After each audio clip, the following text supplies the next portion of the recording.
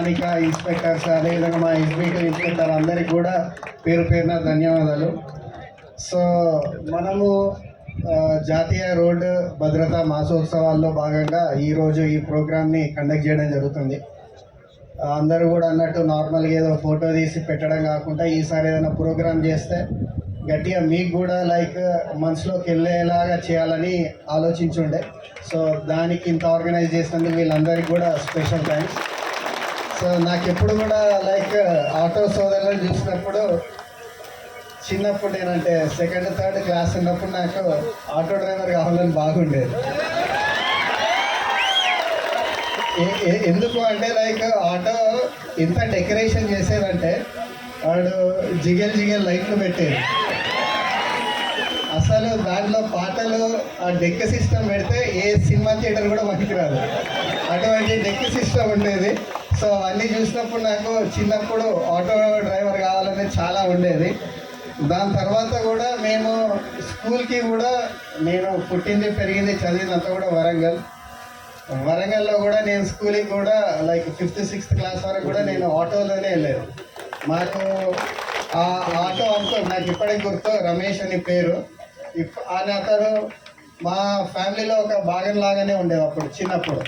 So ఇంటికి వచ్చి మమ్మల్ని తీసుకెళ్ళడం లాంటివి, అతనే బ్యాగ్స్ మూసేది. ఎట్లా అంటే లైక్ ఇంట్లో ఒక మేనమామ అయితే ఎంత మారం చేస్తామో అట్లా అంకుల్ పైన మారం చేసేది.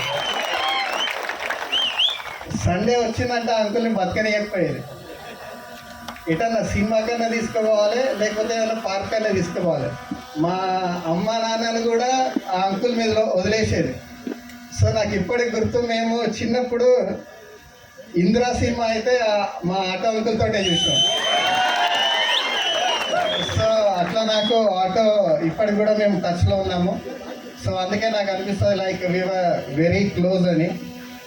సో అపార్ట్ ఫ్రమ్ దట్ ఇంతకుముందు డిఎస్పి గారు కూడా అన్నట్టు ఒక్కటి మనం ఆలోచించాల్సింది ఏంటంటే, మనం ఎందుకు ఇంత అంటే ప్రోగ్రాము ఆర్గనైజ్ చేసి చెప్తే కానీ తెలుసుకునే స్టేజ్లో లేమా అనేది ఒక క్వశ్చన్. మనం ఇంత అవగాహన ఉన్నది, మనకు సమాజంలో ఏం జరుగుతుందని తెలుసు, రోజుకి ఎన్ని యాక్సిడెంట్లు అవుతున్నాయని తెలుసు. ఇంతకుముందు డిఎస్పి గారు అన్నట్టు కూడా గంటకు 19 మంది చనిపోతారు.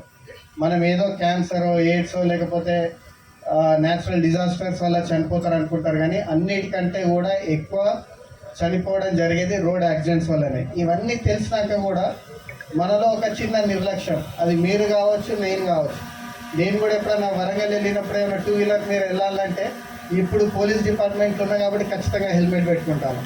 అంతకుముందు స్టూడెంట్గా ఉన్నప్పుడు పెట్టుకోవాలంటే కొంచెం అరే నామోషి అనిపించేది, ఎందుకు పెట్టుకోవాలి అది అని.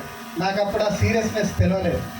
ఎందుకంటే ఇంటికి ఒక కొడుకు లైక్ 20 years దాటినాక మన అమ్మ నాన్నలు మన మీద ఎన్నో ఆశలు పెట్టుకుంటారు. అటువంటి ఆ టైంలో ఏమన్నా అయితే ఇక వాళ్ళకి కోలుకోలేదు దెబ్బ. సో అటువంటిది చూసి అన్నీ వచ్చినాక నాకు ఇప్పుడు డిపార్ట్మెంట్లోకి వచ్చినాక అసలు దీని విలువ ఏందనేది అర్థమవుతుంది. సో ఐ రిక్వెస్ట్, ఇక్కడ ఆటో అన్నలు ఉన్నారు, అదేవిధంగా స్కూల్ పిల్లలు కూడా ఉన్నారు కాబట్టి మీరందరూ కూడా ఇంటికి వెళ్ళినాక ఈ రోడ్ సేఫ్టీ ప్రికాషన్స్ ఏవైతున్నాయో, అది హెల్మెట్ కావచ్చు, డ్రైవింగ్ లైసెన్స్ కావచ్చు, ప్యాసింజర్స్ని లిమిట్లో ఉంచడం కావచ్చు, ఏదైనా కూడా ఇవన్నీ కూడా మీరు మీ పిల్లలకు ఎక్స్ప్లెయిన్ చేయండి. అండ్ ఇంకొకటి, సరే ఈ రోడ్డు భద్రత ఇవన్నీ పక్కన పెడితే కూడా ఆటో డ్రైవర్స్ రిలేటెడ్ మాట్లాడాలంటే, అంటే మీ లైఫ్ చాలా కష్టమైంది. మీ టైమింగ్స్ అన్నీ కూడా ఎట్లుంటాయంటే, మీరు ఒక ఆఫీస్ టైమింగ్ కాదు, పొద్దుగాల 10కి పోయి సాయంత్రం 5కి వద్దామన్నట్టు కాదు. మీ టైమింగ్స్ దేని మీద డిపెండ్ అయి ఉంటాయి? బస్ టైమింగ్స్ మీద డిపెండ్ అయి ఉంటాయి, అదేవిధంగా ట్రైన్ టైమింగ్స్ మీద డిపెండ్ అయి ఉంటాయి, స్కూల్ టైమింగ్స్ మీద డిపెండ్ అయి ఉంటాయి. సో ఇన్ని కష్టాలు మీరు ఒక అడ్డాలో పెట్టుకొని ప్యాసింజర్ల కోసం వెయిట్ చేయడం, అదేవిధంగా ఆ ప్యాసింజర్ను కూడా సురక్షితంగా వాళ్ళ ప్రాంతాలకు చేర్చడం అనేది not a joke. And more over మీరు ఇంత కష్టపడ్డాక కూడా ఫైనల్గా మీకు వచ్చేది చాలా తక్కువ అమౌంట్, అవునా కదా? సో కానీ అంటే ఈ రోడ్డు భద్రత పక్క పెడితే నార్మల్గా కూడా ఆటో డ్రైవర్స్ ఫ్యామిలీస్ రిలేటెడ్ మనకు వచ్చేదే తక్కువ, దాంట్లో చాలామంది కూడా చెడు వ్యసనాలు అనేది ఎక్కువైపోయింది, అవునా కదా? అంటే సరే, అంటే ఇప్పుడు ఆటో డైలీ కట్టాలి. మరి ఇప్పుడు అంటే నాకు తెలిసినంత వరకు అప్పుడు 300 ఎంతో ఉండే, మరి ఇప్పుడు ఎంత ఉన్నదో తెలియదు. డైలీ ఆటో రెంట్ అవి పోవాలి, ఇంట్లో ఖర్చులు వెళ్ళాలి, ఇవన్నీ తెలుసు. కానీ పోయేటప్పుడు ఒక క్వార్టర్ వేయాలి, అవునా కదా? క్వార్టర్ వేయాలి. ఆటో అడ్డాలు ఉట్టి కూర్చున్నామంటే దౌడలు ఏదో ఒకటి నవ్వుతూనే ఉండాలి. సో ఇవన్నీ కూడా అంటే ఇవి చిన్న చిన్నవి. అంటే అదే జిల్లా ఎస్పీగా కాకుండా నార్మల్గా మీ ఇంటి పక్క అబ్బాయిలాగా నన్ను ట్రీట్ చేసి ఇవన్నీ ఆలోచిస్తే అంటే దానిపైన మనం ఎంత ఖర్చు చేస్తాను, అవునా కదా? అదే ఇంటికి పోయేటప్పుడు పిల్లలకు స్వీట్ అవి పట్టుకపోతే ఏ రకంగా ఉంటుంది? సో ఏవైతే చెడు అలవాట్లు ఉన్నాయో, లైక్ తాగడం కావచ్చు, తంబాకు గుట్కా బుక్కడం కావచ్చు, ఏదైనా కూడా ఇటువంటివి మానుకోండి. ఎందుకంటే మీరు కష్టపడితే, మీరు ఎంత కష్టపడతారో దానికి డైరెక్ట్ ఇంపాక్ట్ మీ పిల్లల పైన ఉంటుంది. మీరే సాయంత్రం క్వార్టర్ కనో లేకపోతే గుట్కాలు చూసిందనుకో, మీ పిల్లలకు కూడా అదే ఎఫెక్ట్ ఉంటుంది. వాళ్ళు కూడా ఏం చేస్తారంటే మా నాన్న తర్వాత నేను కూడా ఆటో నడుపుతా అన్న దాంట్లోనే ఉంటారు. అండ్ మేజర్గా నేను ఇక్కడ చూసిన సింగరేణి బెల్ట్లో ఎక్కువ కార్మికులు ఉండే ప్లేస్లో కూడా ఐదర్ సింగరేణి జాబ్ ఆర్ఎల్సి, లేకపోతే ఏం లేకపోతే చదువు లేకపోతే ఆటో ఫ్యాషన్ అయిపోయింది, అవునా కదా? మీరు మీ ఫ్యామిలీని పోషించడానికి కష్టపడతారు. బట్ కొందరు యూత్కి ఎట్లుంటుందంటే ఈజీ, ఒక ఆటో తీసుకొని నడిపే సెట్ అవుతుంది అనుకుంటాడు. కానీ వానికి ఎప్పుడు అర్థమవుతుంది? పెళ్ళైనాక ఇద్దరు పిల్లలు పుట్టినాక అప్పుడు ఎక్స్పెన్సివ్ మస్ట్ అవుతుంది, అవునా కదా? సో ఇవన్నీ కూడా మీరు క్లియర్గా దృష్టిలో పెట్టుకొని మీకు ఏదైతే లైక్ వచ్చిన జీతం ఏదైతుందో, ఎందుకంటే లైక్ ఎవరు కూడా గోల్డెన్ స్పూన్తో పుట్టారు, పుట్టుకతోటే కోటీశ్వరుడు అయితే కారు కదా. ఈవెన్ మా నాన్న కూడా కానిస్టేబుల్, నేను కూడా పైనుంచి ఏం దిగి రాలేదు. మా నాన్న కష్టపడ్డాడు కాబట్టి నేను ఈ ప్లేస్లో ఉన్నా. రేపు మీ కొడుకు మీ పాప కష్టపడాలి, మీరు గర్వించేదగ్గ పొజిషన్లో వాళ్ళ చూడాలంటే మీరు ఇప్పుడు ప్రాపర్గా ఉండాలి. సరే కష్టం ఉంటుంది కావచ్చు, ఆ కష్టాన్ని అధిగమించి మీరు ప్రాపర్గా పిల్లలను చదివించాలి. అండ్ సెకండ్ థింగ్, మనకు రీసెంట్గా కూడా ఇన్సూరెన్స్ రిలేటెడ్ కూడా కొందరు ఎన్రోల్ చేసుకున్నారు. సో దీని రిలేటెడ్ నేను మొన్న బ్యాంకర్స్ తోటి మీటింగ్లో కూడా మాట్లాడినప్పుడు వాళ్ళని అడుగుండే, అంటే లైక్ మీరు ఇన్ని బ్యాంకులు ఉన్నారు కదా, మీరు ఎందుకు అవేర్నెస్ క్రియేట్ చేయలేకపోతారు? చాలా వరకు ఏంటంటే ఆటో అన్నలకు అసలు ఇటువంటి స్కీమ్ ఉన్నదనేది కూడా చాలా వరకు తెలియదు. సో వాళ్ళు ఒక పాయింట్ రేజ్ చేసింది ఏంటంటే, ఇప్పుడు మీరు ఏదైతే అకౌంట్లో ఇన్సూరెన్స్ తీసుకుంటారో, లెట్స్ సే ఇప్పుడు కొన్ని స్కీమ్స్ ఉన్నాయి, ప్రధానమంత్రి జీవన్ జ్యోతి బీమా కావచ్చు, జీవన సురక్ష యోజన కావచ్చు, ఇటువంటి స్కీమ్స్ ఒకటి 436 రూపాయలు కట్టేది ఉన్నది సంవత్సరానికి, ఒకటి 20 రూపాయల ప్రీమియమే ఉన్నది. అది యాక్సిడెంటల్ ఇన్సూరెన్స్ ఏదైతుందో అది మీకు వస్తుంది. సో దీంట్లో ప్రాబ్లం ఏమవుతుందంటే, మీరు ఇన్కేస్ ఒకసారి కట్టిందనుకో నెక్స్ట్ ఇయర్ మళ్ళీ ప్రీమియం పేమెంట్ ఉంటుంది. అప్పటి వరకు మీ అకౌంట్లో ఉండట్లేదు అక్కడ డబ్బులు, అర్థమవుతుందా? ఫర్ ఎగ్జాంపుల్ 436 రూపాయలు కట్టింది అనుకోండి, నెక్స్ట్ ఇయర్ మళ్ళీ ఆ టైం వరకు మళ్ళీ సేమ్ ప్రీమియం కట్టాల్సి ఉంటుంది. అది మీకు అంటే 2 వారాలు చికెన్ బంద్ చేసింది అనుకోండి అంతే, అవునా కదా? ఒక ప్రీమియం కడితే మీకు 2 లక్షల బీమా ఉంటుంది.